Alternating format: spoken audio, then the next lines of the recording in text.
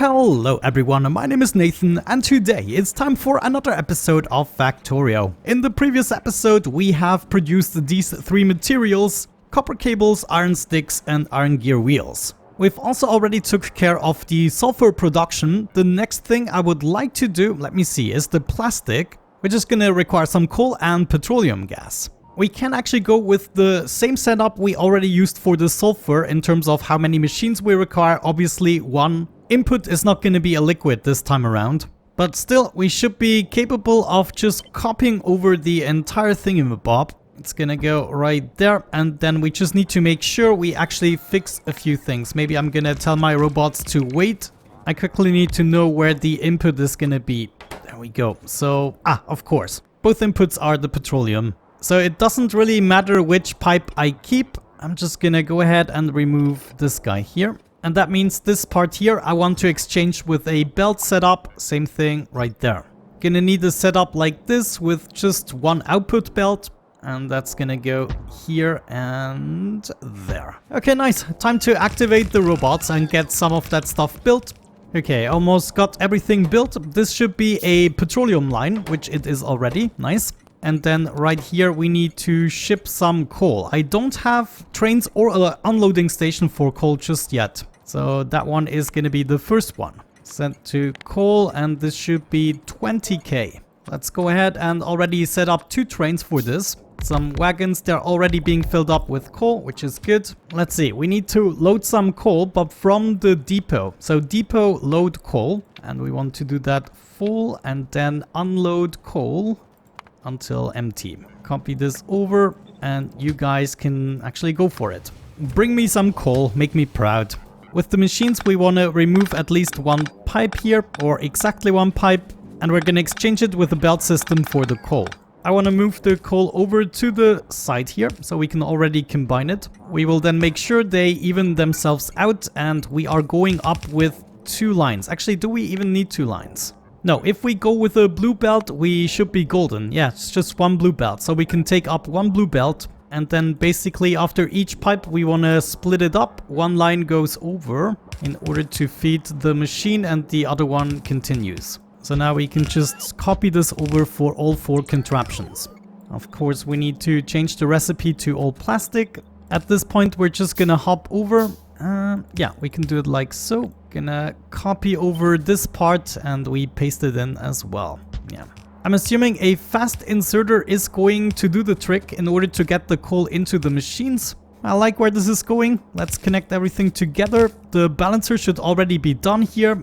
We don't need this anymore. This can be the last one. And it looks as though I totally forgot to take away the balancer I used as a reference. Okay, what's happening? Are we getting in some coal? No, probably not, because of the same issue. I mean, it's better than delivering something I don't want. And I guess we shouldn't forget about the water here. Yeah, there we go. Coal is incoming, finally going up, and we should be producing some stuff. Actually not. Petroleum is still missing. Where are my petroleum trains? Water! What? Just don't say anything. Did I also designate this as water? No. Why is nobody coming with the petroleum? Okay. For some reason at the moment we're not producing anything because our light oil is full. Oh, I'm an idiot. I totally forgot to hook up the exports here. I only hooked up the lubricant exports and not the other ones. So that might explain the shortage. But still, what we have to do here is basically cut this out and replace it again to empty the tanks.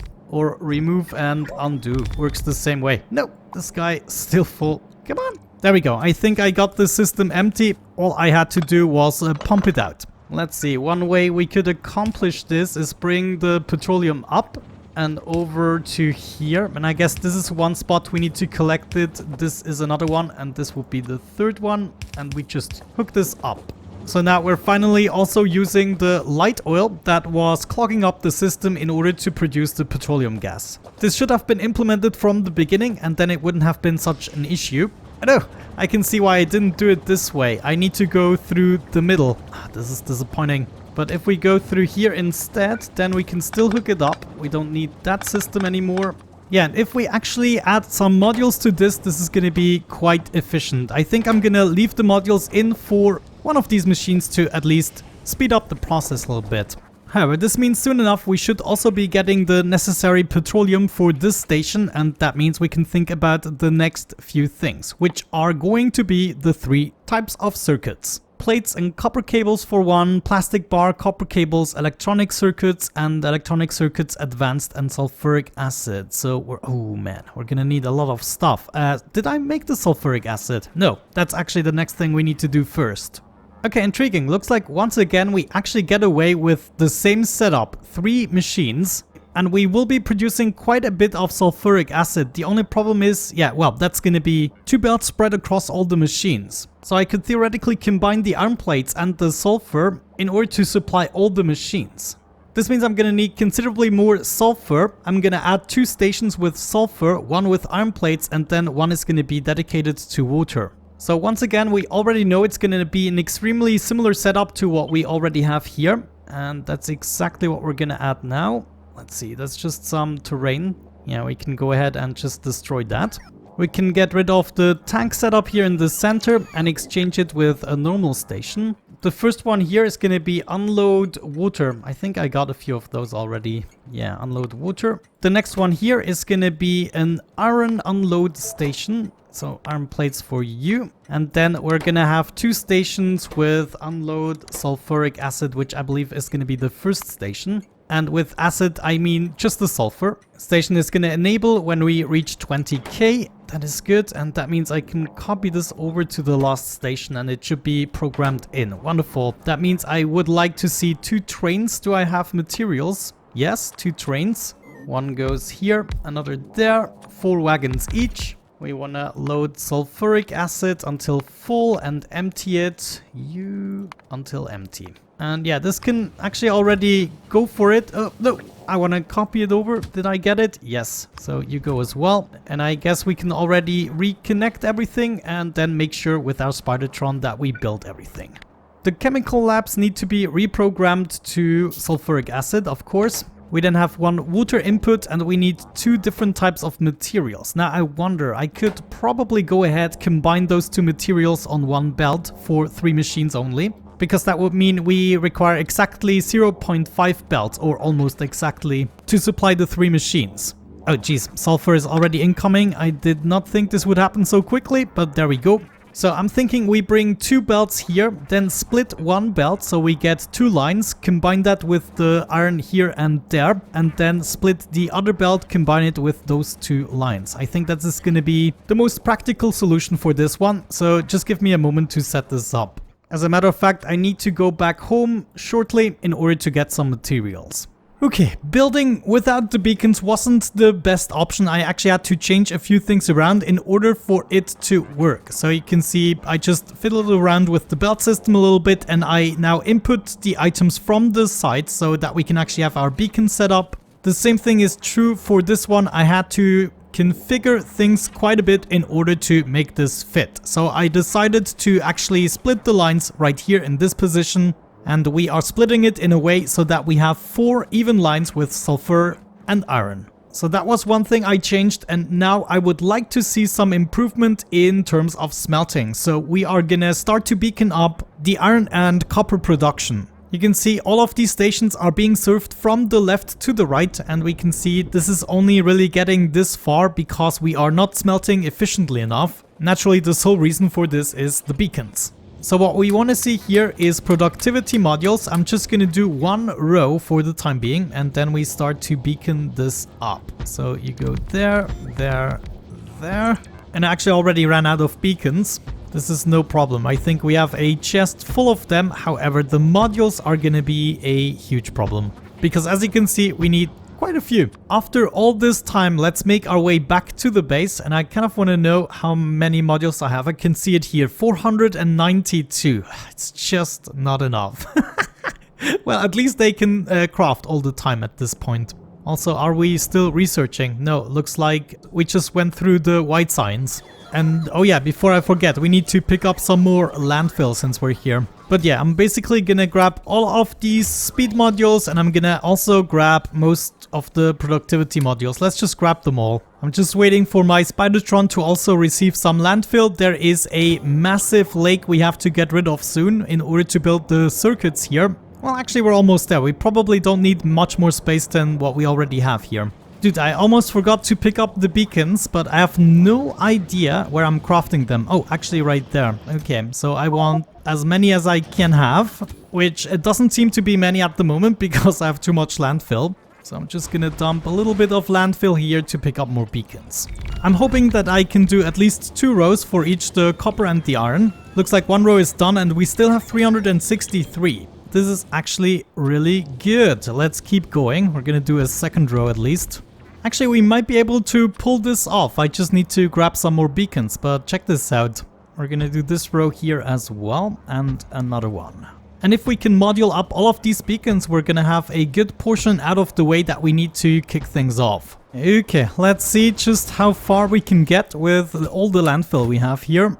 Probably not far. You need a ridiculous amount of it. Yeah, there we go. Well, it's gonna be enough in order to do the circuit, which is gonna be our next step. But I need to go back one more time in order to pick up more beacons, and then look at that. This is gonna be so much better, so much better. We now get full belts out of the system. At least we should. Let me quickly check on that. Yeah, we get 45.2 items, so even a little bit more than an entire belt, but sometimes there are gonna be tiny little gaps.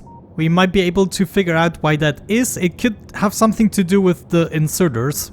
We will observe that. If it does, we can easily fix it. But this significantly increased the amount of plates we're producing, and therefore we can hopefully deliver to the system a bit quicker. And here we are, done with the iron stuff. Left with 260 modules. I'm not sure. We'll see. It might be a really close call. Ooh, I'm left with 19 modules. Okay, this is perfect, but mind you, I left the base running this entire time while doing something else and we used up the modules in an instant. However, this is gonna be extremely useful once we actually get into production of the circuits. Alrighty, I would say it is now time to start with the electronic circuits. Now, let me think about this. Actually, I already programmed it in here. So we can see we're gonna require at least 2 assembling machines, just a tiny bit more, to get a full belt of green circuits. This will also require almost a full belt of iron plates and more than 2 belts of copper plates. Let's say we want to fill up close to 4 belts, we would have to quadruple up on that, which would mean 8 full belts of copper cables and 4 of the iron plates. My suggestion would be to have 1 station per 2 belts.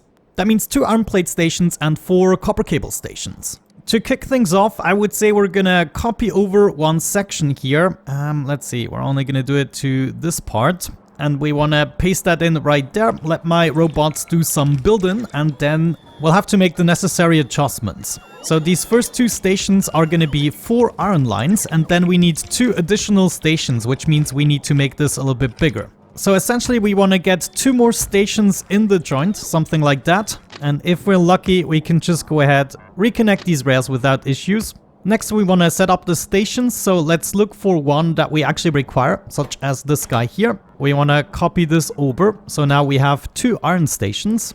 And then as for the copper cables, I don't think we did that just yet. Yeah, let's set this up, unload copper cables. And of course that is also what we want to track with the circuit network. At this point we can go down regularly and we can actually also set up one of our intersections. Come on, give me that. And that's gonna go right there. So we now know the dimensions of this contraption. Okay, looks like I have to grab some materials, explosives, and then we can get this started. But I already wanted to let the trains roll in at least. We already have programmed the iron trains, so all we need is 2 copper cable trains. Gonna set this up right here. Copper cables until full cargo and unload copper cables at empty cargo. Wonderful. I'm already gonna get the train started, even though right now it has nowhere to go. And we did the same thing with the other one. So this is already set up and all I have to do is get these cliffs out of the way. So I'm gonna be right back. Alright, I would say we're gonna wrap up this video by actually constructing the circuit network. I realized something. We cannot do all the circuits today, at least not next to each other. We will have to have a material in between because of course the electronic circuits are gonna be required for the advanced circuits. And if we build those guys next to each other, the trains will not have a convenient way to go there. So if I were to redo something, maybe I would have slapped the circuit in between one of these machines, but right now it's not that important. We still have many materials that we can craft in between, for instance, low density structures. requiring copper cables, steel plates and plastic bars. We have access to all of those. That means we can set this up right here, for instance, then go for the processing units. That means the trains from the electronic circuits can actually reach that, and all we have to do is make the advanced units the last one. So if we actually have the advanced units on the right side of the processing units, they can go down and they will actually be able to directly supply that. So this is currently my plan, but I still need to plan out the low density structures. This is actually a late game build, so we're probably going to ignore that for now. I just want to allocate enough space, and looking at that, it requires a lot of copper plate stations.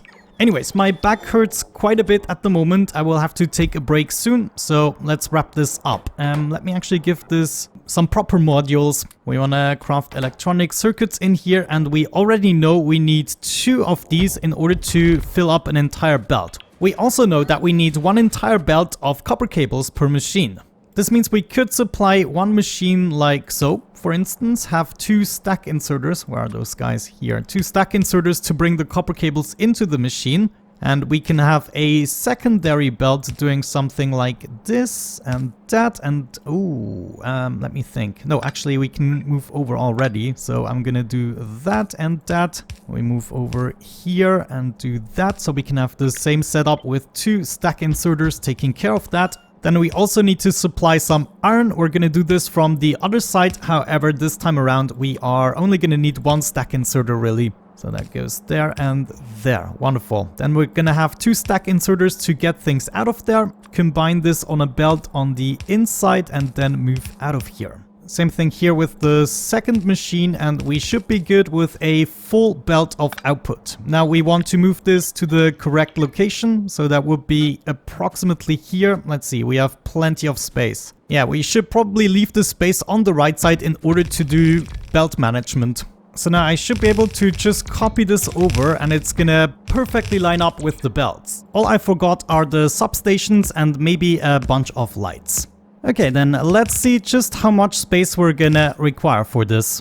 But we need many belts of materials coming into this contraption. Wonderful, like this is actually gonna be pretty easy. I believe I wanna move everything a little bit further to the right, just so that it seems centered a bit better. Of course, this doesn't require a lot of space. Thinking about it, it is probably definitely wiser to build the copper cables wherever you build the circuits, because you don't require a lot of space for the circuits anyways. But yeah, looks like I ran all out of belts, so time to go back, and I am gonna catch you in just a second once this contraption is done. I just need to have an iron belt to copper cables, iron belt to copper cables, and so on and so forth. Should be pretty straightforward. As a matter of fact, the first 2 I can just hook straight up. Easy peasy.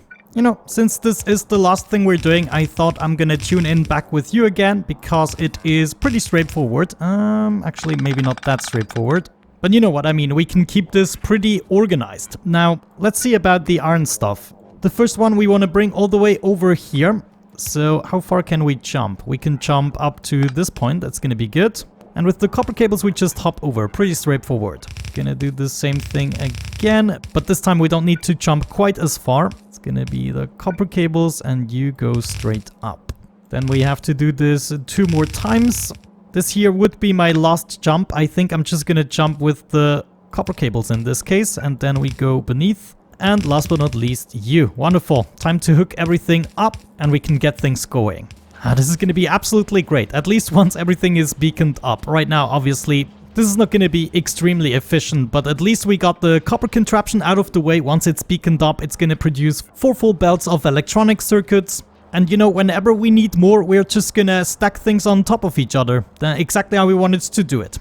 Anyways, in the next episode, we're gonna make some space for the low density structures, and then we're gonna build the rest of the circuits. And with that out of the way, we will finally have access to the modules, which means we can go crazy and actually make things efficient. But with that out of the way, thank you so much for watching, guys. I really hope you enjoyed it. Have a great time and see you soon. Bye bye.